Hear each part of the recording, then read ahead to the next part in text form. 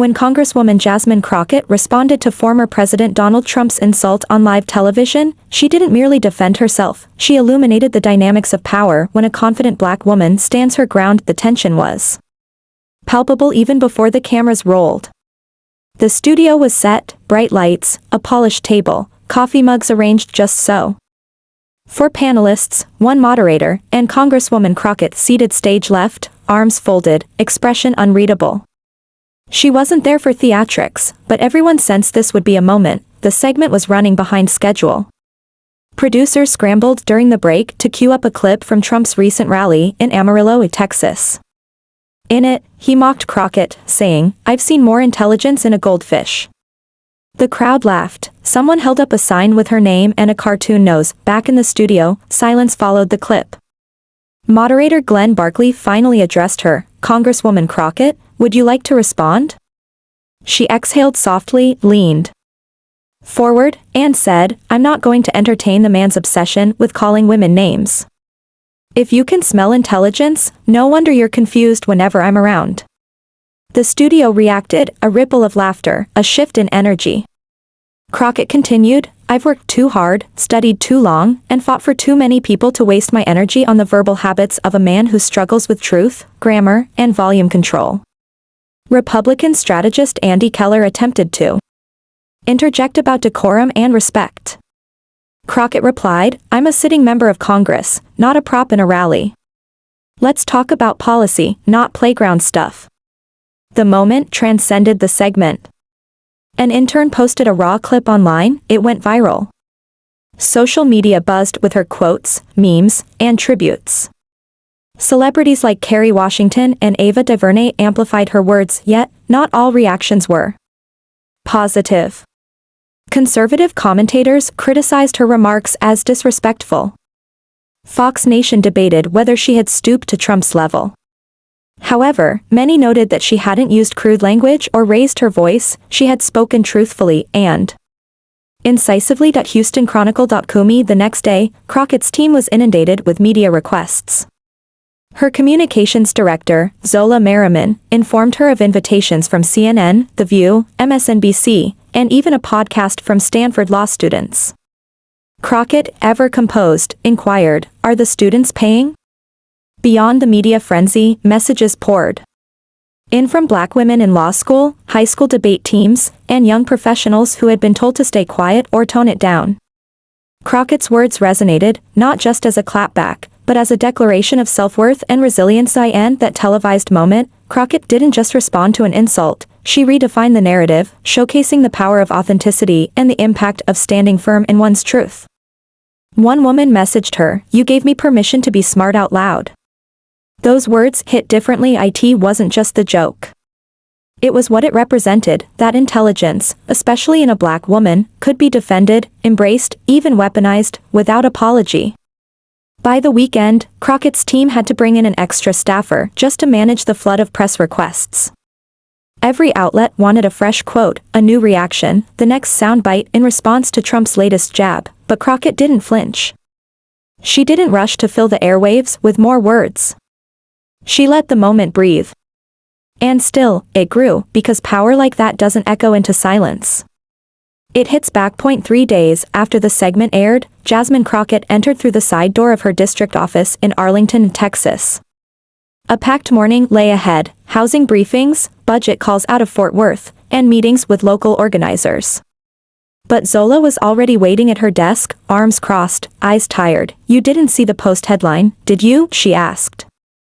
Crockett shook her head and dropped her bag by the window. "Nope. You gonna read it to me like bedtime poetry?" Zola sighed.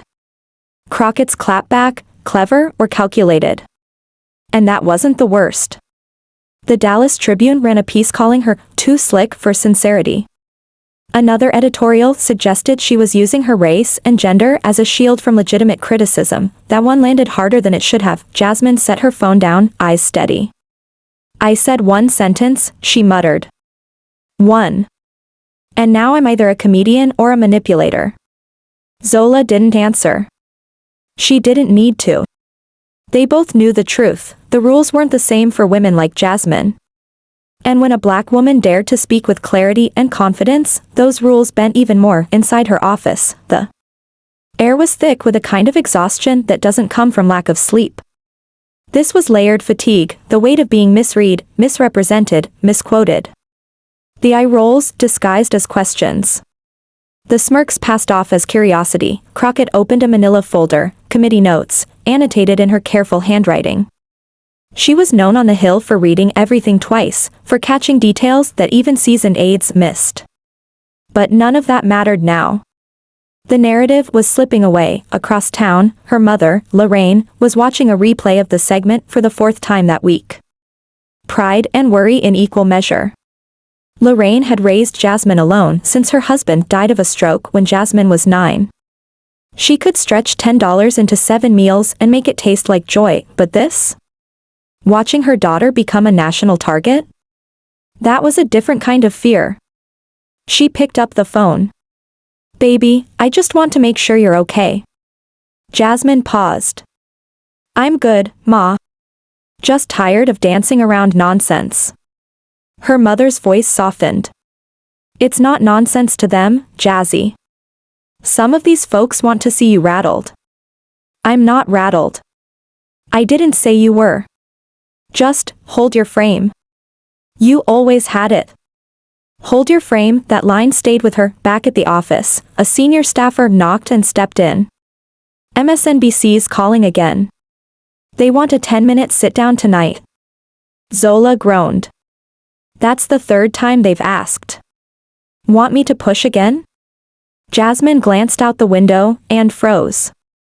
Across the street, at a bus stop, someone had printed her quote on a giant graphic as part of a grassroots campaign. Her face, a fierce, unbothered, looked back at her, but to her, it felt like a version of herself mid-performance. Curated. Captioned. "Consumed, I'll do it," she said. "Tonight.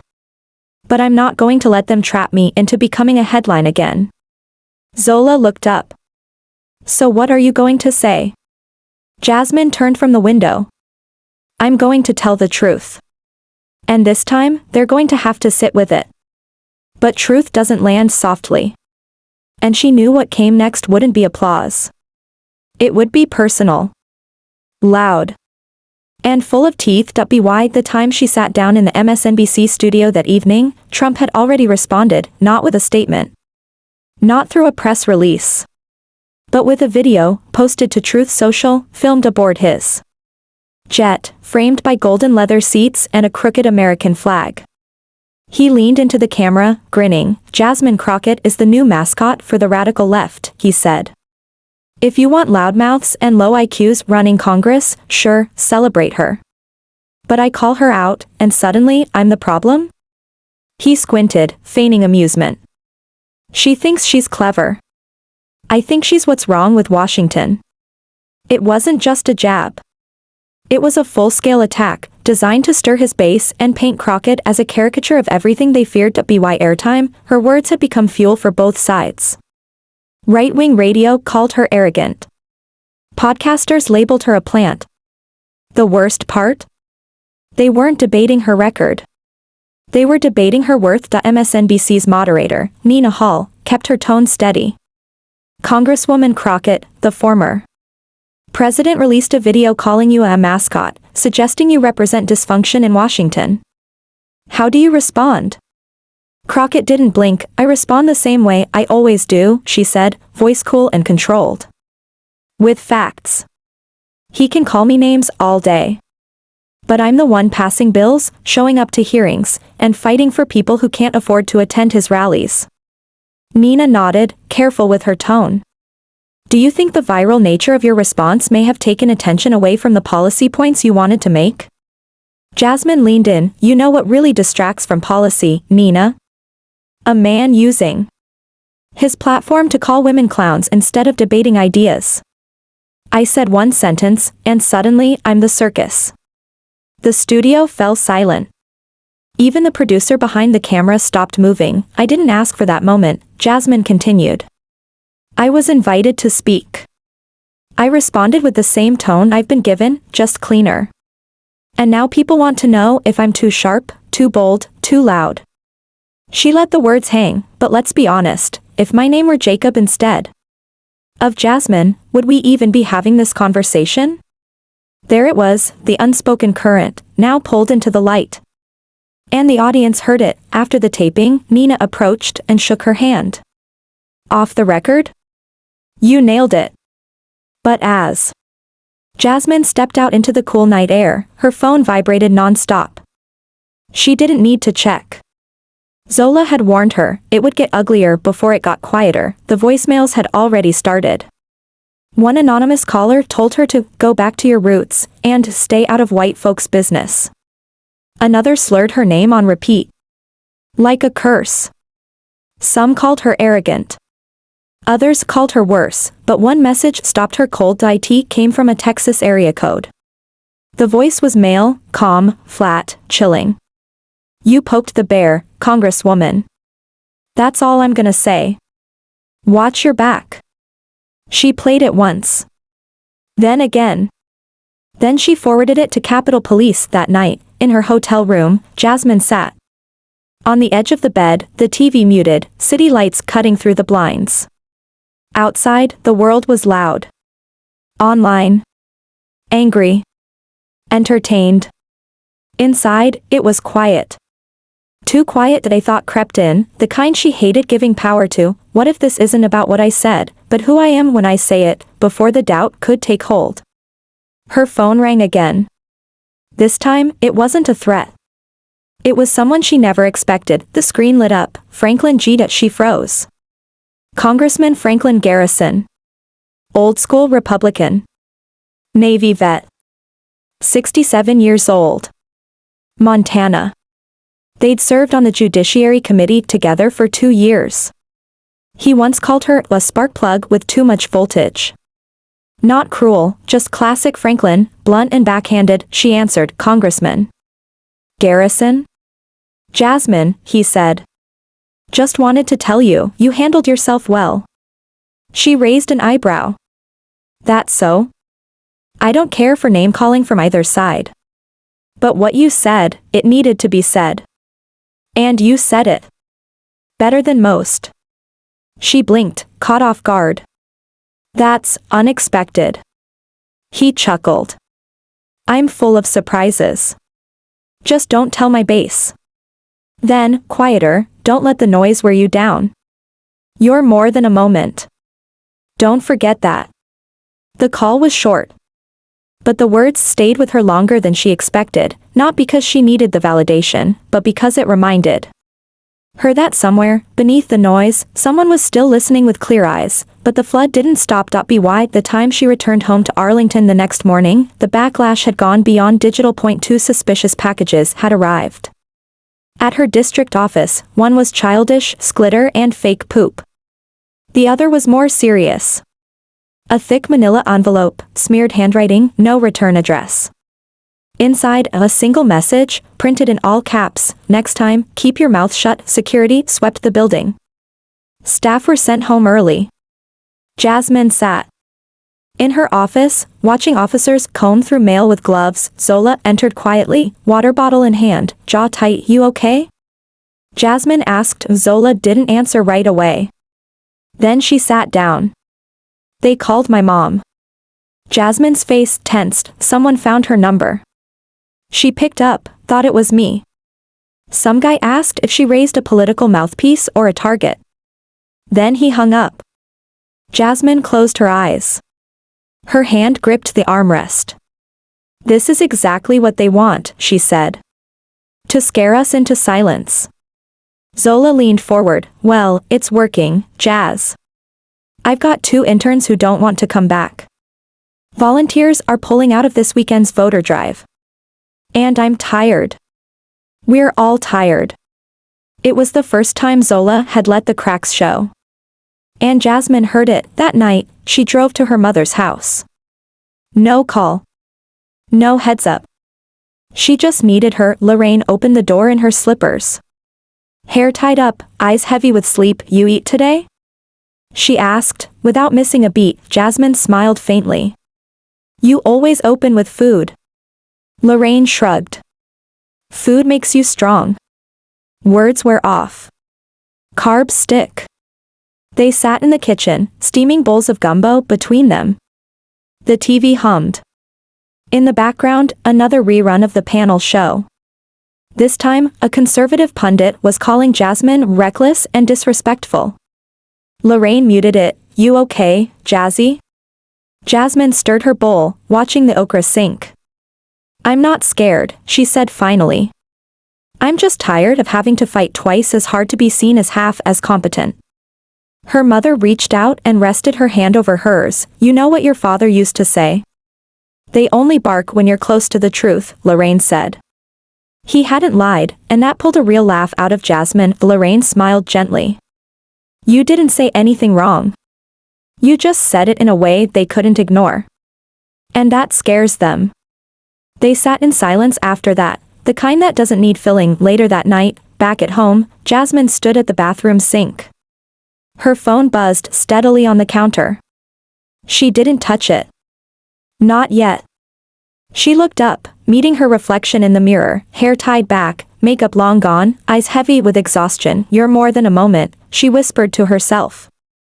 And she believed it, even if only for a second, but belief wasn't going to be enough. Not when the storm was still circling. Not when the next voice to speak up would be one she never expected. The next morning, her phone rang with a name she hadn't seen since a transportation hearing 6 months ago. Elliot Brandt, a congressman from Idaho. Deeply conservative. Pro-oil. Anti-regulation. Former cattle rancher.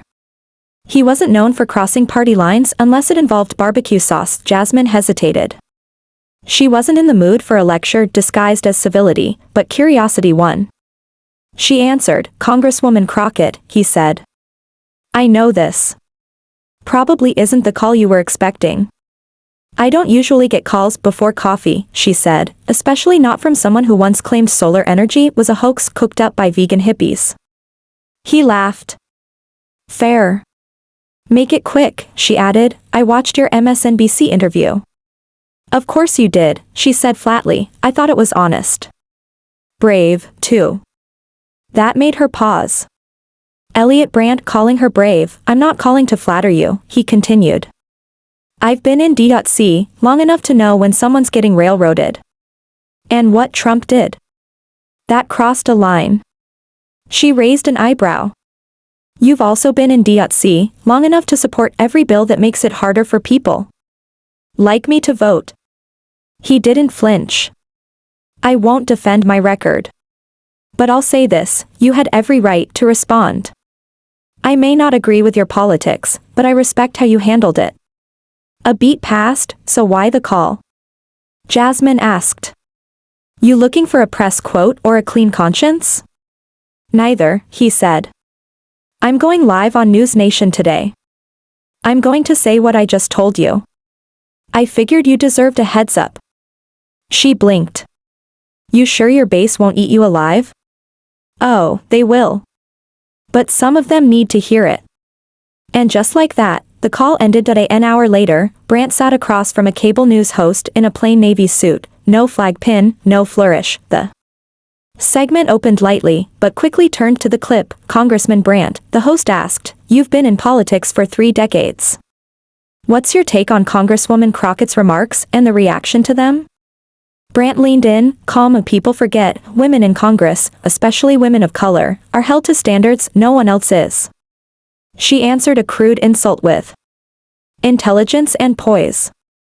And that scared people who are used to shouting others down. "So you support her response?" The host asked, surprised. "I support people standing their ground," Brandt said.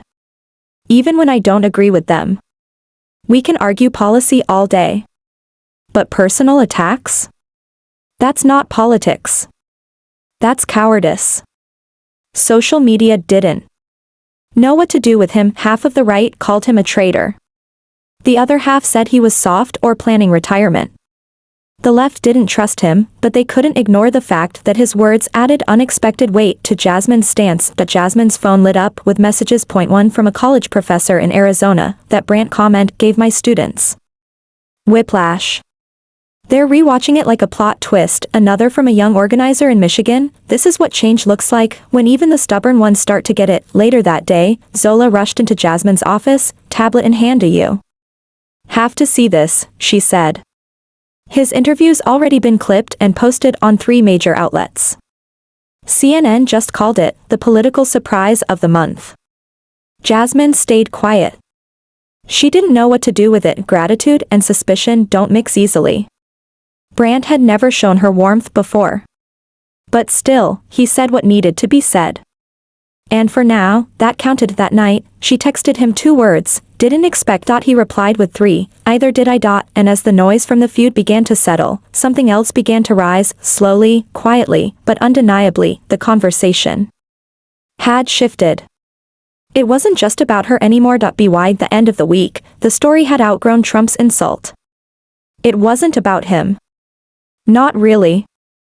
What lingered was something deeper, something harder to shake. It was the reaction to Jasmine's tone.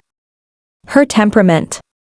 Her right to respond with confidence. The fallout spilled into classrooms, break rooms, podcasts, kitchen tables, not with screaming, but with slow, loaded questions. Why do black women get labeled aggressive for defending themselves? Why are they expected to smile through everything? That Friday afternoon, at Wilmer High School in Dallas County, history teacher Clara Reese wheeled in a TV cart and played the clip for her senior civics class. When it ended, she asked one question: would this reaction be the same if it were a white man saying it? No one answered at first. Then a girl in the back raised her hand. They probably put it on a bumper sticker. Some students laughed. But the air felt heavier after that. College campuses picked up the thread. The Howard Law Review posted a timeline of women in politics who'd been dismissed as too loud, too emotional, too dangerous. Jasmine's name was now part of that legacy. One article in the Seattle Post-Intelligencer titled "The Cost of Being Heard" trended for nearly 3 days straight. It didn't praise her. It didn't condemn her. It examined her, picked apart how voice, gender, race, and power collided in one viral moment, and somewhere in that collision, a new conversation had begun. One Jasmine Crockett hadn't asked for, but refused to back away from. Jasmine read that line twice, then came the invitations, panels, lectures, symposia. She turned most of them down, not out of pride, but exhaustion. She didn't want to be examined like a case study. She just wanted to work. But then, an unexpected email landed in her inbox. From her old mentor at Spelman College, Professor Janice Abbott. Subject line: "It's time." The message: "They're ready to listen. I need you to speak." So Jasmine said yes to one event. Just one. A live discussion at Drake University in Des Moines, streamed nationwide.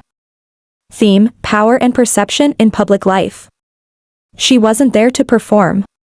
She wasn't there to impress. She was going to speak the way she always had. Plainly backstage, Zola leaned in with a word of warning. "They're expecting a sound bite. Don't give it to them, unless you mean it." Jasmine nodded. "I'll give them something better." The auditorium was full. Students, professors, journalists. Older voters with folded arms and curious eyes. Jasmine stepped out in navy slacks and a cream blazer, no flash, no fuss. Just her .no teleprompter. No script. She stepped up to the mic, paused. Then said, "I'm not loud. I'm clear." And for some people, that's uncomfortable. The silence in the room wasn't awkward. It was permission. "I grew up watching people contort themselves just to be taken seriously, talking right, dressing right, laughing when nothing was funny. And I told myself, I won't shrink to make others feel tall." She scanned the room. People were leaning forward now. "I'm not here because I talk back.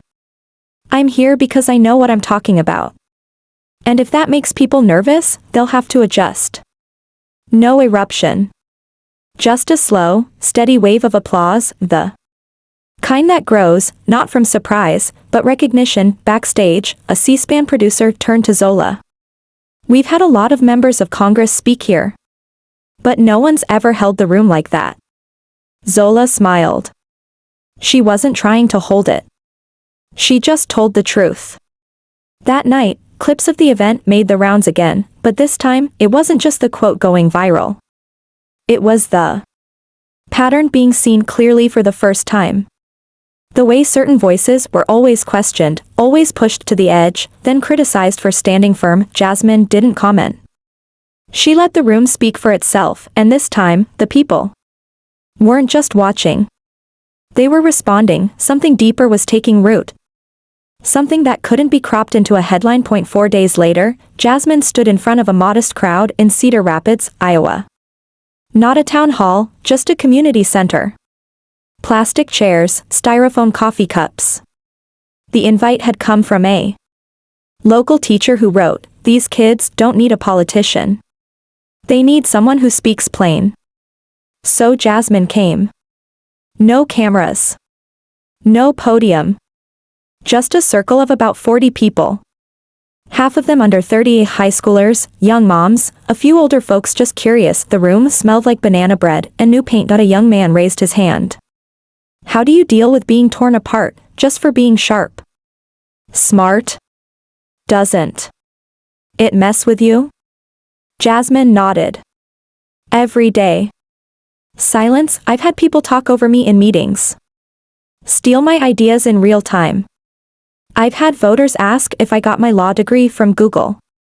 I've been told to soften my delivery so I don't come off as hostile.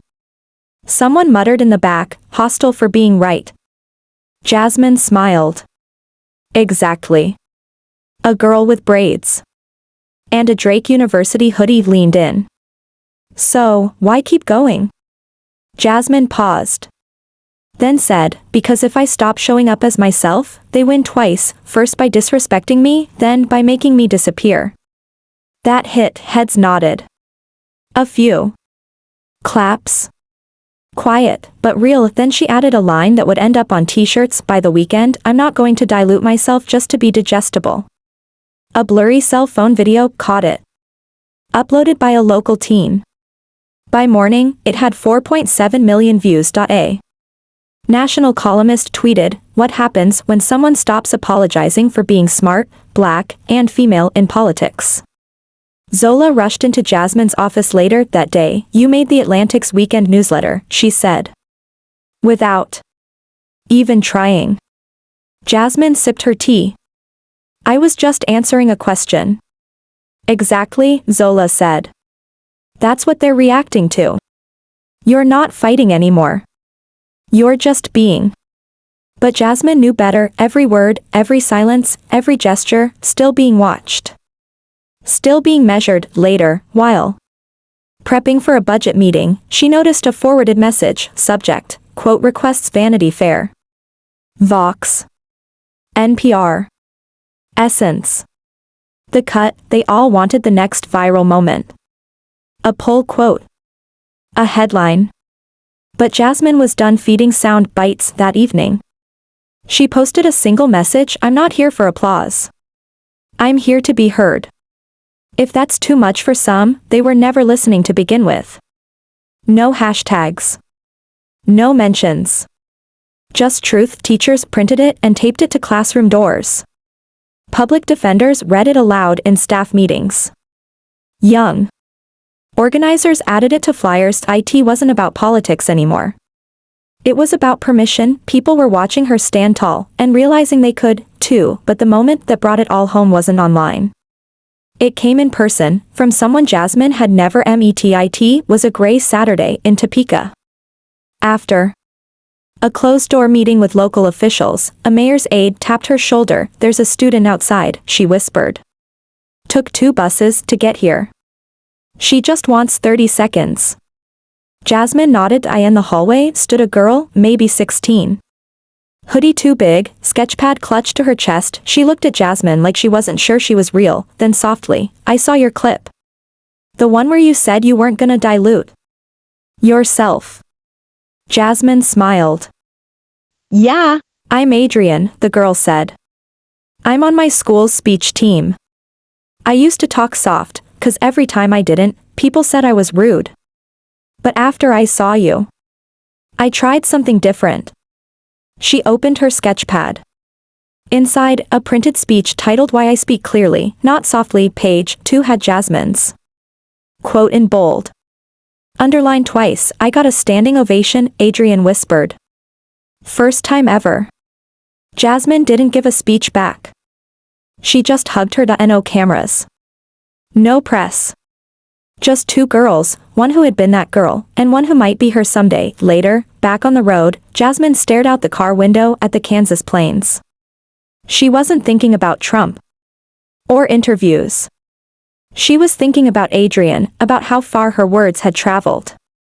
How many had turned them into armor? Zola texted from the front seat, speech requests piling up. 6 high schools. 2 colleges. 1 museum. Jasmine typed back, let's make time for the students. Always. Back in DC, the shift was becoming visible. Colleagues who had once stayed silent were suddenly finding their voices, and this time, the echo wasn't just political. It was personal. A junior congresswoman from Colorado posted a message of support, calling Jasmine's unapologetic brilliance a North Star for a new generation. A senator from New Mexico quoted her during a Senate hearing on gender bias in political media, and then came the letter. It arrived in a pale yellow envelope, no return address. Handwritten in small, steady black ink, I don't agree with all your views, but I'm teaching my daughter how to speak up for herself. I used your interview as a lesson. Thank you for giving her an example that wasn't afraid. No name. No signature. Jasmine read it twice, then folded it and tucked it into her wallet. Back in Arlington, her team had updates, donations were up. Volunteer signups had doubled. Her newsletter had tripled in subscribers over the past month. The campaign called it organic momentum. Jasmine called it something else. People are done whispering, she told Zola one afternoon. They're ready to say things out loud. Maybe I just reminded them. The following weekend, a high school theater group in San Diego debuted a student-written play titled Clear Voice. One scene recreated the viral news panel moment word for word. The girl playing Jasmine stood center stage, stared down the imaginary camera, and delivered the line, if you can smell intelligence, no wonder you're confused whenever I'm around. The parents applauded. Some stood. Not because it was partisan, because it was true, but Jasmine knew, the world might echo her words, yet there was one place she still had to return to. The place where it all began, same panel. Same table. Same chair, but everything had changed. 2 months had passed since that segment first aired. Then came the email, same producer, same matter-of-fact tone, we'd love to have Congresswoman Crockett back on the show. Same panel. Live. Jasmine stared at the message before replying. She didn't need redemption, she hadn't fumbled. But she knew people would be watching, not for another moment, but to see if her sharpness held when the buzz wore off. She said yes. That morning, while the makeup artist dabbed powder onto her cheeks, Jasmine caught her reflection. Her eyes weren't tired. They were clear. Glenn Barkley greeted her off camera with a cautious smile. Appreciate you making the time. Appreciate you asking, she replied. The segment began with the usual chatter, polls, weather, midterms. Then Glenn turned to her, Congresswoman Crockett, your name's been everywhere lately. From viral clips to national conversations on race and representation. Do you regret how that moment played out? This time, the air didn't tighten. The silence wasn't tense. Jasmine's voice was calm. No. I don't. Glenn blinked. She continued, I answered a public insult with a public truth. I didn't curse. I didn't belittle. I responded, and that's allowed. I don't regret being honest. I regret that it shocked people I was allowed to be. Andy Keller, the Republican strategist, same one from the original segment, shifted in his chair. This time, he wasn't smirking. Glenn cleared his throat. Some argue politics needs more civility, less conflict. Jasmine nodded. I agree. But let's define civility. Because if asking for respect and rejecting condescension is called combat, then maybe the standard needs adjusting. A pause. Not awkward. Just real. Then Andy spoke. Congresswoman Crockett. I'll be honest. I didn't like your tone the first time. But I've watched what's happened since. You didn't just clap back. You sparked a conversation we weren't having. That surprised her. But she gave a small nod. Glenn wrapped the segment with a rare note of reflection. Well, I think we've all learned something these past few weeks, about words, about impact, and maybe about how we listen. After the taping, a camera tech, tattoo sleeve peeking from under his shirt, approached her. My daughter watches you now, he said. She writes speeches in her notebook. Told me she wants to be the smart one who doesn't apologize. Just wanted you to know. Jasmine thanked him, slipped her phone into her purse, and stepped outside. The sky was overcast. Taxis honked. Conversations blurred past. The city hadn't changed. But she had. Later, in the back of her car, she scrolled through her texts. One from Zola. You looked relaxed. Whole room felt different this time. Jasmine replied, because I didn't show up trying to prove anything. I just showed up. That night, she poured a glass of iced tea and settled onto the couch. Her mother called. They didn't talk politics. Just porch repairs and whether the neighbor's new cat was ugly or misunderstood. It felt right. Before bed, Jasmine glanced at the framed photo on her nightstand. College graduation. She looked younger, smiling wide. But her head was held just as high then as now. She didn't need a headline. Or a quote. Or a comeback. She had her name. Her voice. Her presence, and she was holding it. Let this be your reminder. It's not just about standing your ground. It's about knowing when you don't have to raise your voice to raise your worth. If you felt something in Jasmine's story, share it. Talk about it. Carry it forward, and if you haven't already, subscribe for more stories that don't just inform, they remind us why voice, character, and clarity still matter.